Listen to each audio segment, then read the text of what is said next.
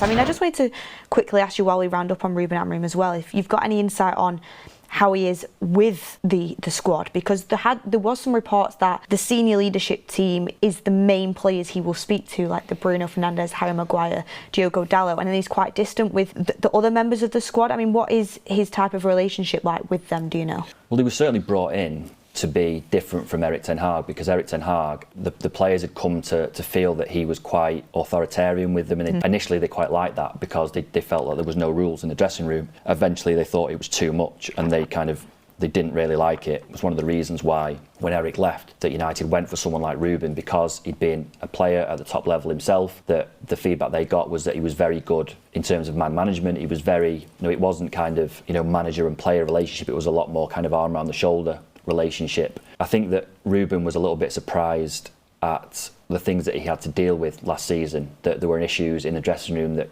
ended up on his desk that he felt that he didn't or shouldn't have to deal with. One of his strengths is that relationship with the players, and I think you've seen that with some of the stuff that you've seen that he's brought in.